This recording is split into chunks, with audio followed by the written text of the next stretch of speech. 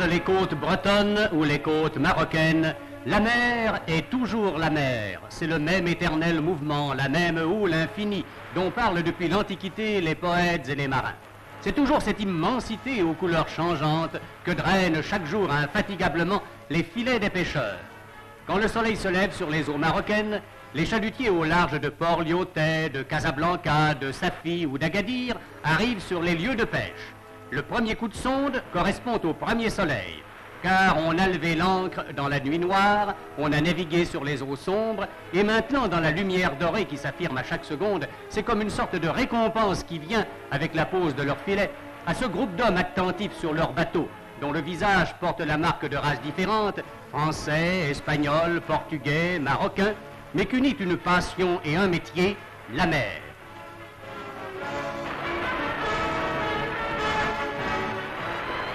On sait ce que c'est que le chalut, ce filet qui racle le fond de la mer et qu'on va traîner sur des milles, sans hâte et sans fatigue, sous la surveillance d'un guetteur, pendant que l'équipage, l'appétit aiguisé par le vent du large, verra luire dans le ciel en levant la gourde la promesse d'une pêche miraculeuse.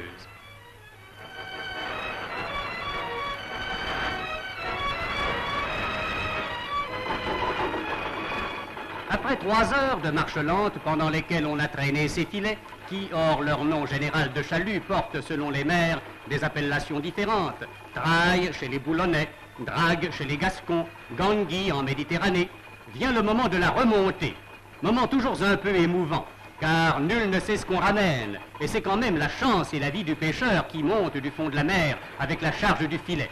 Au coup de sifflet du patron, les treuils ont grincé sous le poids des chaluts, et voici qu'apparaît la charge argentée.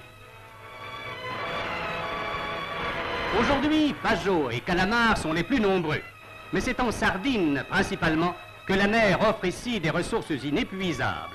Aussi, chaque jour au large de Safi, de Fédala ou de Casa, les sardiniers vont-ils chercher par tonnes ces poissons dont les bancs se renouvellent sans cesse dans les poches d'eau froide créées entre Casablanca et Ifni par le courant des Canaries.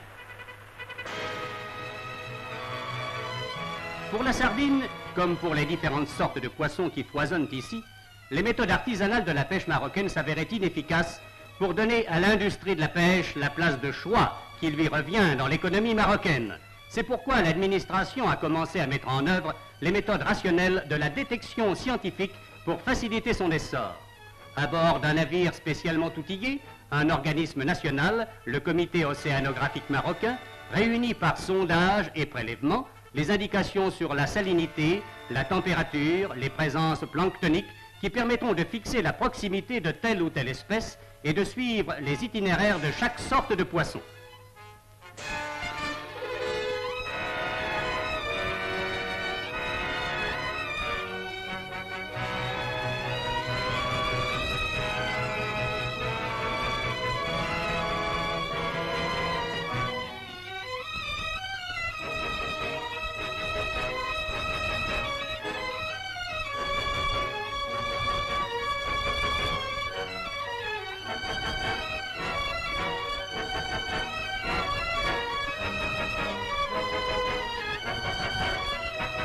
Par ailleurs, la pêche marocaine subit encore les méfaits d'une flottille de pêche hétéroclite et mal équipée pour une exploitation rationnelle. Une vingtaine de chalutiers et quelques 200 sardiniers constituent l'élément principal des pêches industrielles du Maroc. Nombre insuffisant, unités disparates, équipements souvent primitifs, surtout pour le stockage du poisson, tels sont les termes du problème. Pour obvier à ces inconvénients, un programme de construction de bateaux de type moderne, conçu pour la pêche et le stockage du poisson, a été entrepris pour s'étendre peu à peu et parvenir enfin à doter le Maroc de l'instrument nécessaire à la prospérité de cette industrie clé.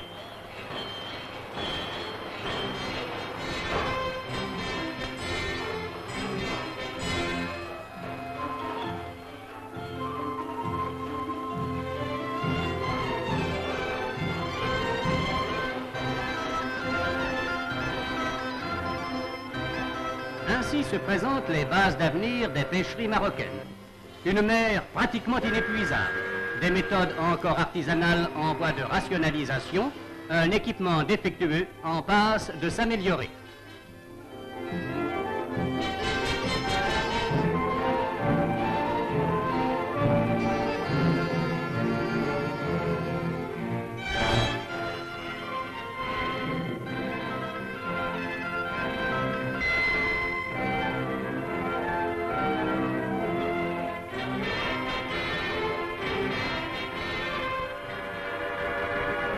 Ces aménagements pratiques se conjuguent d'ailleurs avec les exigences croissantes de l'industrialisation, car l'exploitation de la pêche, comme la pêche elle-même, d'artisanale qu'elle était et uniquement conçue en vue de besoins locaux et d'approvisionnement réduits, a commencé à s'industrialiser.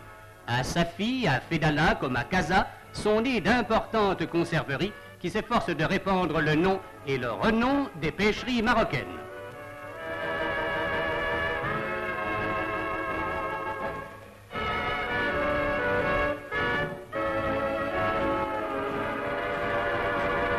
Sans doute, l'évocation de la boîte de sardines, même en nombre considérable, n'est pas particulièrement séduisante. Il n'y a pas dans la conserverie ces éléments poétiques ou pittoresques qui confèrent sa grandeur ou sa fantaisie à la pêche et aux pêcheurs. Mais la boîte à sardines est aujourd'hui, de par les nécessités de la vie moderne, le complément obligé de la vie du pêcheur. Le pêcheur ne travaille plus seulement, et même au Maroc, pour un approvisionnement familial ou local. Il travaille pour les villes de l'intérieur, pour des provinces lointaines, pour des contrées qu'il ne connaît pas et des peuples dont il n'a peut-être jamais entendu le nom.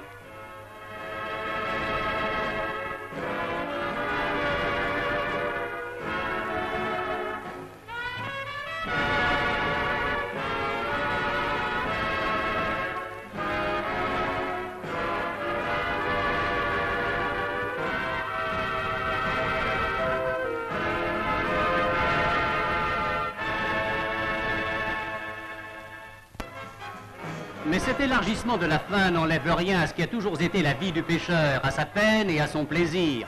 Peine simple et rude, plaisirs simples et rudes. Vous les voyez, ces pêcheurs, sur les quais de Casa, réédités comme sur tous les quais du monde, leurs jeux de grands enfants. Vous les trouverez dans ces petits bars qui s'ouvrent le long des docks ou dans les petites rues, car le bistrot du port et sa servante, rousse ou blonde, et de tous les temps et de tous les climats.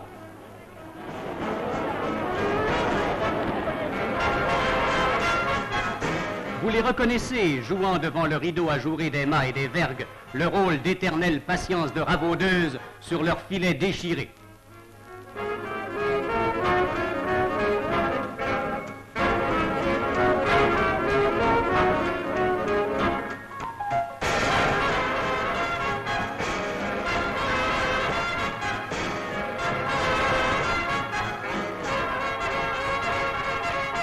Pêcheurs marocains. Comme ils sont loin sans doute, ces pêcheurs de soleil, du romantisme brumeux de Bretagne ou d'Islande. Cependant, si vous les regardez bien, vous reconnaîtrez sous des différences de surface le même courage et cette même patience qui animent tous ceux qui vivent dans le métier et l'amour de la mer. Si les pêches au filet à sardines et au chalut, universellement pratiquées dans le monde de la pêche, occupent de ce fait naturellement les premiers rangs au Maroc, d'autres genres plus particuliers, s'ils ne sont pas tout à fait spécifiques au pays, sont employés pour la capture du gibier marin. Ainsi, à Tagazout, près d'Agadir, où s'étendent d'immenses plages à fond de sable régulier, les pêcheurs emploient la senne, ce très long filet dont la nappe simple tombe verticalement dans l'eau, qu'une embarcation va mouiller au large parallèlement à la rive et qu'on ramène au bord par les deux extrémités en halant sur chaque bout.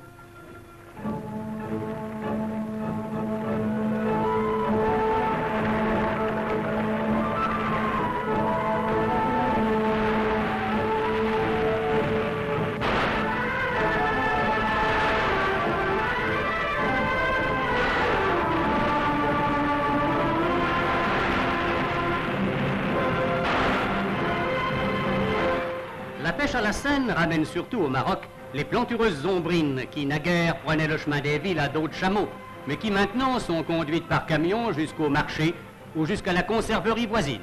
Tant pis pour le pittoresque et la couleur.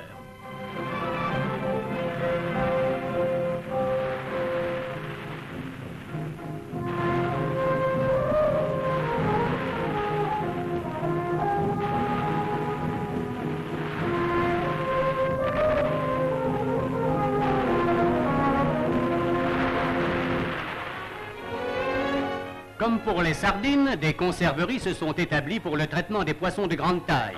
Tassergales, ombrines et thons, par exemple, qui foisonnent dans ce coin atlantique. Infailliblement reviennent ici à l'esprit les analogies criantes avec l'abattoir. Ces gros poissons qu'on décapite à la chaîne, qu'on ouvre et qu'on tranche dans de vastes bâtiments modernes rappellent immanquablement les images violentes et crues de boucherie. Boucherie marine qui donne son sens plein au développement de la pêche marocaine.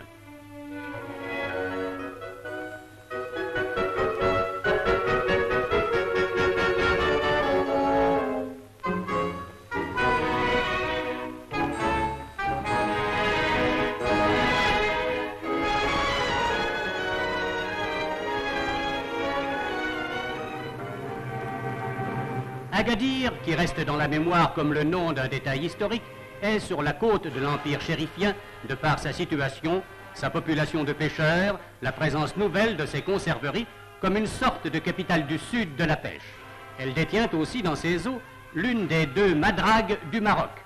La madrague est une sorte d'enclos fixe, formé de filets et de pieux, dans lequel les poissons sont conduits par une sorte de labyrinthe jusqu'à un enclos réduit nommé la chambre de mort, autour de laquelle les barques se rangent pour relever le filet qui forme le fond de cette chambre et ramener le poisson à la surface.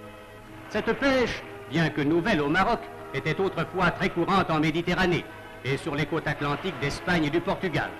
Des deux madragues marocaines, celle d'Agadir capture surtout des tassergales, tandis que l'autre, à Port-Lyautey, est surtout hantée par les bancs de thon. Pêche brutale, pêche sauvage, où le poisson acculé ne peut que se débattre sans espoir.